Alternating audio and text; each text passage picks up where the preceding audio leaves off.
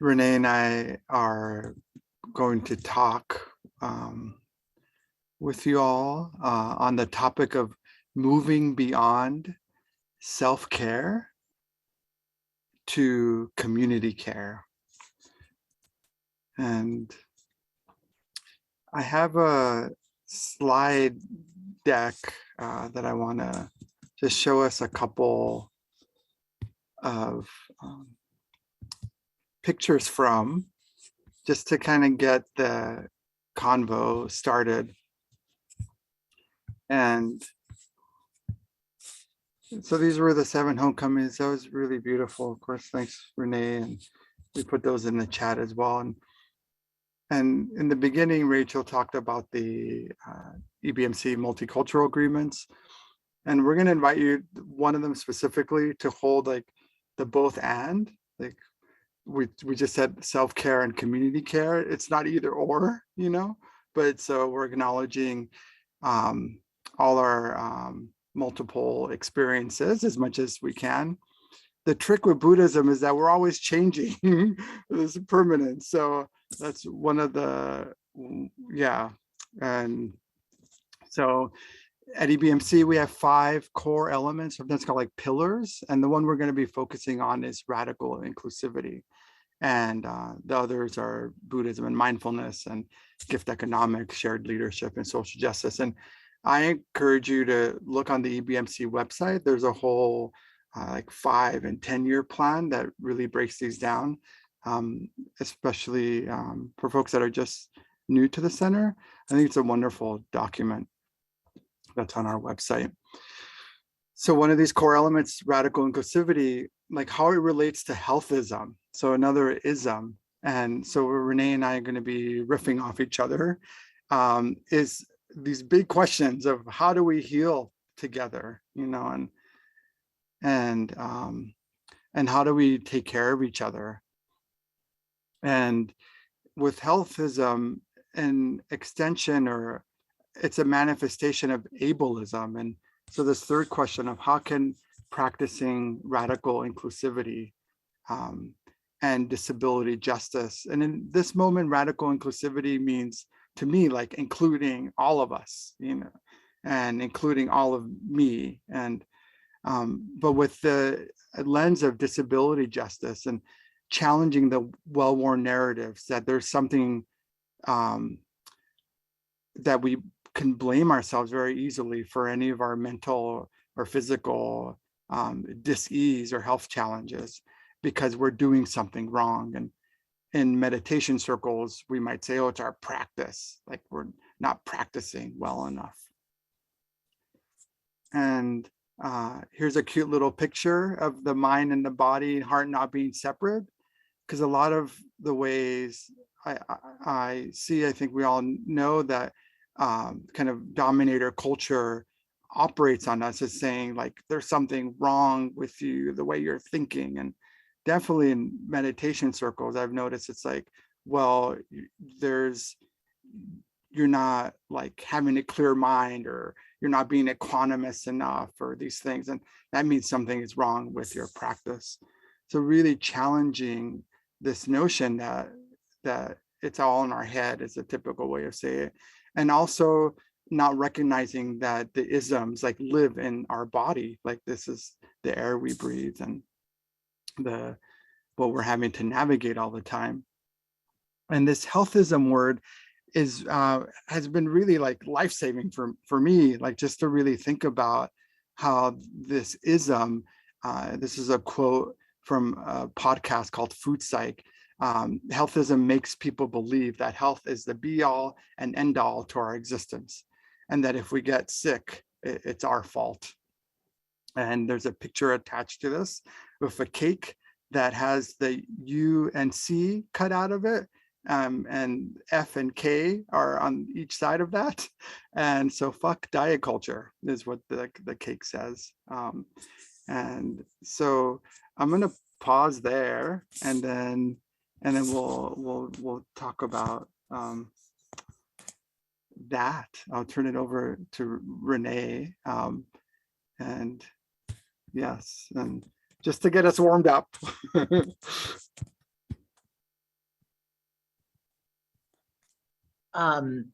Thank you, Melvin, for introducing those concepts. And, I think we were also going to bring in just like a little transparency piece of, as EBMC teachers, we gather periodically, and we actually just had one of our teacher Sangha meetings the other day, and Melvin was sharing around these topics at that meeting as well. And we had some good discussion. And so we were like, oh, we're teaching together.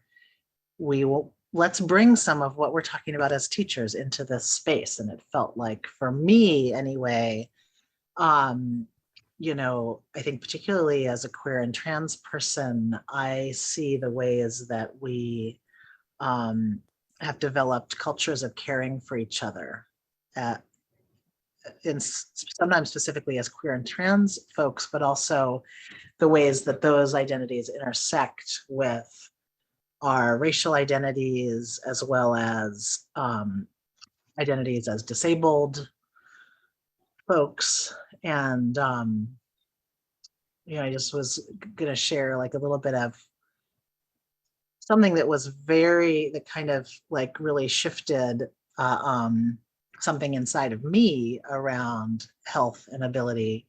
Was just about 4 years ago or so when I went through top surgery. I think I had always, I was actually raised with this idea that Melvin was talking about of like, if I'm sick, it's because I've done something wrong. Like, my parents were kind of like health nuts of the 70s. And anytime I was sick, I was always being told I was doing something wrong. And, I needed somehow to fix myself, which was very confusing as a kid. And I'd always had just a real fear of like, if I couldn't take care of myself, if my body wasn't healthy, what would happen to me? And some of that came out of just like not being cared for when I was sick when I was a kid. And, I was really afraid of having surgery. I'd never had surgery. And, but there's such a culture with other trans folks that I know. There have been so many people who I had supported when they have gone through different gender affirming surgeries. I got to really see how it was like, oh, this is actually a wonderful opportunity for me to show up for someone else and help care for them, whether it's just bringing food, coming over, doing some chores, taking out the trash. Like, I had a number of people going through surgeries where I'd really shown up and supported them. And I was like, you know what? I actually could give this gift to somebody else, the opportunity to support me at a time when I need care because I'm, my body is temporarily disabled because of this surgery. And it actually like changed something in me to really invite in that kind of care from my community and to see how people showed up for me and brought me food, like gave me a place to stay so I wouldn't have to be up, my own house navigating things on my own. And that was like inviting people into a kind of intimacy, inviting people into connection that I might not have otherwise invited. And just as we know, as Buddhists, again, we know everything's impermanent, and we know that this body, our bodies are subject to illness, subject to old age, subject to death, and we may be able-bodied now, but we won't always be. And in fact, at some point, inevitably, we will be disabled. And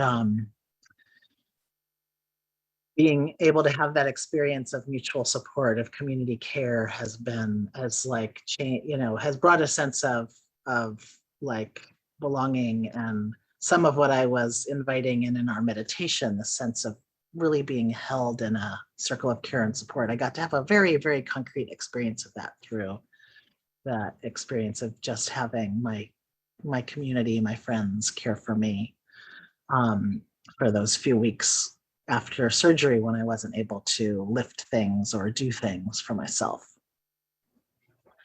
So I wanted to bring that piece in specifically around around the ways that we do this as queer folks, as trans folks, also really thinking of the times, when during the AIDS crisis, when, our whole community really came together around caring for folks as they were dying. And that was, just heartbreaking to see the ways that we as queer folks were not cared for by our government, by our families, by society, but we really showed up for each other in some very beautiful ways. And I think there's a culture that was created there of mutual support as well. And I think I wanted to check in, Melvin, and see, I have, a few more things to share, but just to see if you wanted to add anything more in at this point. Yeah. Would you mind if I shared just a little bit of my experience around, because we've known each other for so long, and when you were getting and deciding to have surgery, and how that's been something that we've been able in Alphabet Sangha, like that we had support, and that we were leaning on each other, and I just remember the one thing I had to offer was a hug, just after, and just before your surgery, but my impulse of wanting to, because as you mentioned, the HIV AIDS crisis, when in 1994 I was volunteering on the front lines at a free clinic in LA, and with HIV testing. And so I was 15 years old, and I've always had this impulse of wanting to help everyone. And then when you told me all the supports you had in place, and then I was like, what do I do to sort of and so just a couple sides of that generosity around me, the shadow side for me is wanting to help, and as a way sometimes, and I don't do this as much, but it does as a way to avoid my own stuff, and then but also resonating with the part of how difficult it is to ask for support and how vulnerable that is. And so it's sort of the same coin. It's well, actually I don't, it can be a fake vulnerability if I'm just wanting to. And of course I have so much love for you, Renee, so I was of course there and wanting to be there. And at the same time it's now I have to look at my own stuff for a moment, what is that, and how it can be, it's generosity fueled by a fear or anxiety too, and how so just some layers, there's some layers to that. So thanks for helping recall that.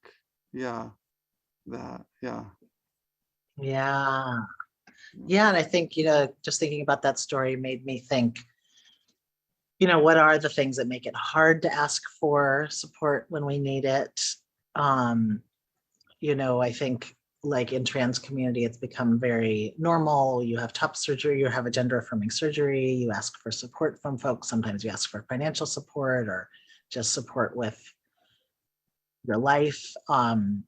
But also what are the things that we have a hard time asking for support around? Sometimes for me, it's just actually I'm having a hard time emotionally, and I just need someone to listen to me. And sometimes that's actually a really hard thing to ask for. But that's also a kind of, place where, we talk so much about self-care. And sometimes that gets really commodified in our capitalist society. It's take a yoga class, get some bath salts, what are the things that you're buying to take care of yourself? Some expensive golden milk or something like that. But what are the ways that we are that we're like really going to each other for resources that we need for our healing and our care, even if it's just someone to listen to you for half an hour. Right.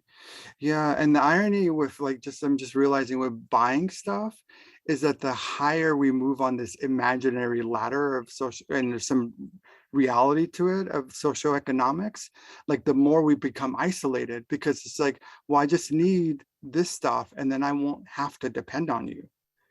And right. So that's part of it. And then the asking for help, like to someone to listen to us, if we're really depressed, like it could be impossible to ask for help.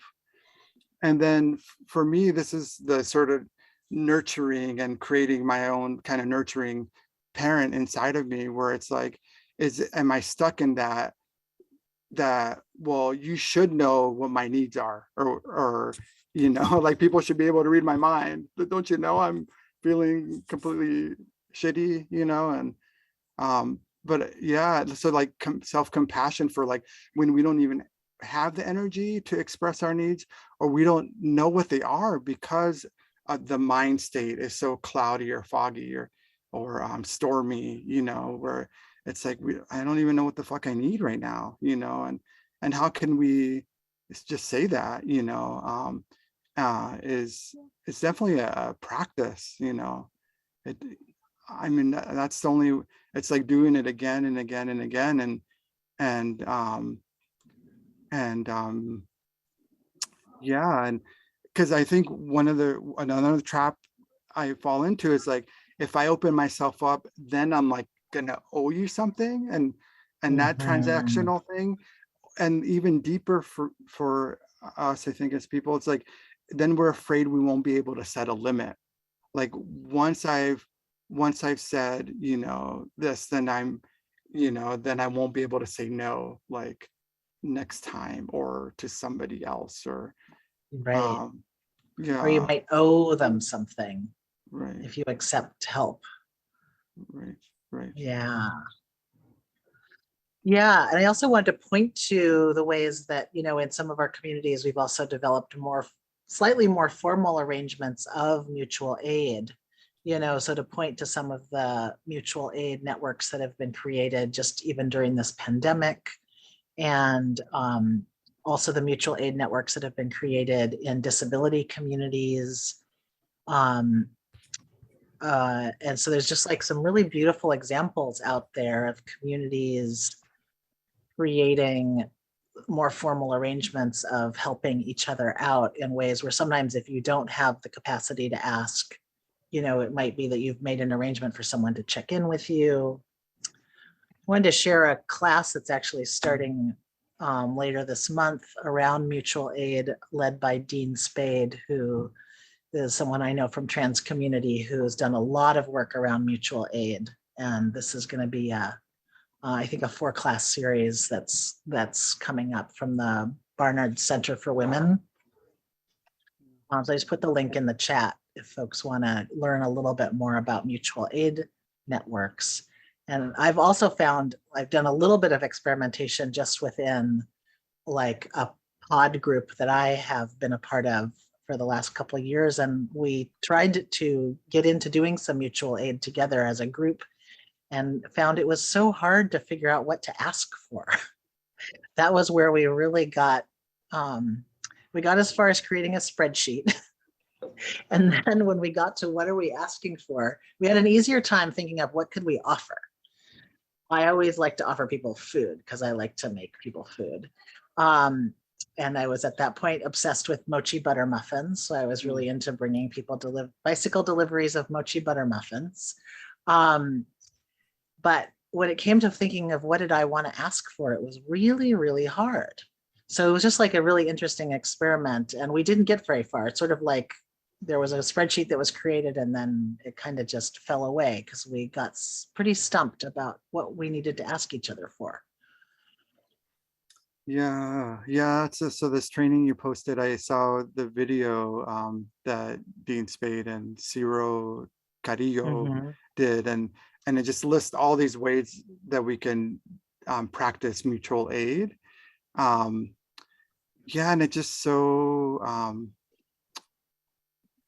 yeah, like not knowing our needs, and I think that really comes from being told over and over again that our needs don't matter, right? Because we don't fit the binary, because we are making things harder by challenging heteronormative ways of lying to ourselves, right? Just as a species, and so I think that's a big part of it. Yeah, Renee, like that we've been told that our needs don't matter, right? Mhm. Because you're making it harder on us, right? And that's the whole spectrum of ableism and healthism. It's like, well, you're not fitting, you're doing something wrong because you're making me actually meet you where you're at, and how much it's valued to be sort of um, to hide our needs and not to admit them, and then to be blamed for like having needs. I think, yeah, like Yeah. yeah, Or there's only certain places where we're supposed to get our needs met. Like we're supposed to be in a romantic relationship, right. or be married, and that person is going to meet our needs and take care of us if we get sick and if we can't work or whatever. And like, here's the structure that society has given us: be in a pair relationship, with a romantic partner, and that's how you're going to get your needs met. And then you're putting all of that onto one person. And I think this is another place where, queer community has like said, hey, maybe this is a structure that doesn't work for everyone. Um, like even now, of course, queer folks can get married, but for a long time that wasn't the case. And people, in some cases, come up with other structures, as well as, just looking at the ways that polyamorous communities and other, other alternate models, as well as folks who are, asexual or aromantic, are saying, hey, actually, this is a structure that doesn't work for me. Yeah, yeah. A big part of being here and with all you all is like meeting definitely some needs for intimacy. And one way I do it is, I heard this term, parasocial friendships. Like I listen to a lot of podcasts, and I've made like parasocial friendships with people on podcasts, and and so today one of my favorite podcasts is called Food for Thought. I don't know, it's spelled THOT, and for queer multicultural writers. And there's one writer named Tabi Teebs Pico. He's queer Indigenous poet and screenwriter. And today he said, being queer is not incidental. It requires intention. So being queer is not like incidental. Yeah, like that we have to, and we all know this, right? To come out and to hide and protect ourselves in the closet, to have to come out again and again, or to come out and be able to be ourselves. And it takes a lot of intention, right? And so that really struck me on how, in terms of this question of like, how do we build community care? It has to be intentional, like, and it's something we've been doing already, Yeah. yeah. And I want to lift that up, and yeah, yeah. Yeah. I wanted to share also this idea that I learned from Mia Mingus of access intimacy. And I just put in the chat a blog post that she wrote around, she's written a couple around this concept of access intimacy. And she defines it in a few different ways, but one that really stuck with me is like the relationship that you have with someone who really gets your needs. In this case, she's writing as a queer, disabled woman of color, and talking about like the people in your life who really get your access needs. So if you're someone who needs a certain kind of support to be in space, that there's people who get that, who are in your life. Maybe it's other disabled folks, maybe it's able-bodied folks, but that you aren't going to have to be constantly educating someone around your needs, that they actually get your needs. And also, like when you're navigating maybe a space that is not meeting your needs, that it's someone who gets the impact of it, of that on you, and who is there with you in that impact, not trying to fix you, not trying to, they're maybe also advocating for your needs, but they're not like there to just fix you. They're there to be with you in the full impact of navigating a world that's not made for your body. And this idea of access intimacy, it just really resonated with me. I think this shows up across a lot of different identities, but like, I'm just thinking of like, I'm in a class right now that's like a real majority white space, and there's just a few folks of color in there. And there is like this kind of automatic intimacy amongst, like, because there's just three of us, of like, okay, there's someone else here who gets my needs in this space, who I don't have to be educating about my needs as a person of color. So, and that's not the same as talking about access in a disability lens, but the way that she frames it around this actually being a kind of intimacy really like resonated with me in terms of some of the ways that we build community around really like turning towards each other's needs and paying attention to them and really understanding them and being intimate with them. And that's something for me that's happens in queer and trans community as well. Yeah, I mean, as you mentioned the POC part of it, like I really like just growing up in the inner city in Los Angeles, how access to support and community resource was so readily available because we didn't have any other choice, right? And so going back to this, like of how when we get more resources, and obviously the actual systemic part of this is that there are enough resources, right? And they're just being hoarded, right? So this income inequality is what's really, really fucking shit up, right? So, but like how that, as you're talking, Renee, about in your group, like that we get each other because we know that we've had to depend on each other as marginalized communities, as you're saying, and that with more with people with more buffer, that's not as immediate for folks. And so I think so I appreciate the training you put, because it is like really training or retraining ourselves to because that's the only thing that's ever got us through is community, right? So retraining our against the grain of the majority culture, and that this is what has always got us through is coming together.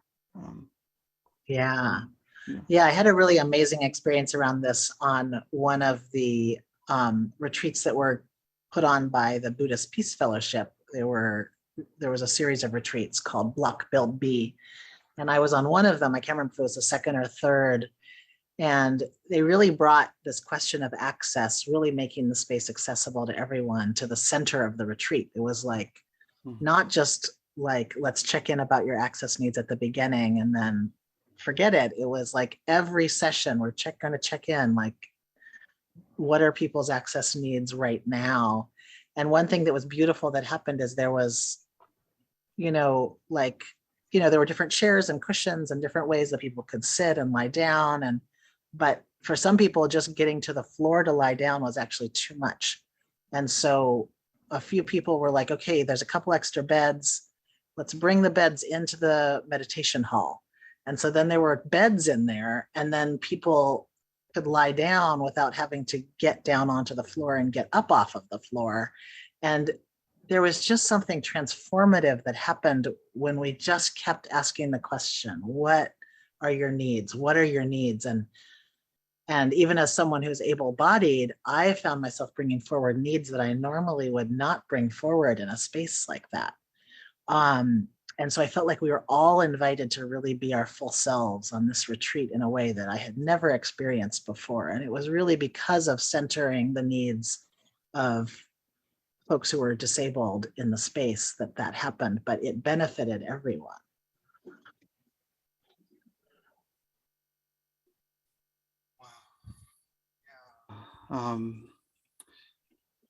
Yeah, and I know we're kind of nearing the end. Could we end with like just a quick explanation of the block build B, just this Sure. because I think it just yeah. Yeah, it's a really beautiful framework from the Buddhist Peace Fellowship, and she's saying that there's really three different ways that we're all working together to create change. One is that there's work that we need to do to block the things that are harmful. So there's the blocking energy, the saying no. So we're going to block this pipeline. We're going to, block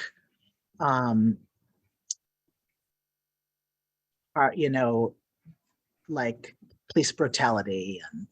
And then another piece is build. Like we need to build the future that we want to create. We need to create,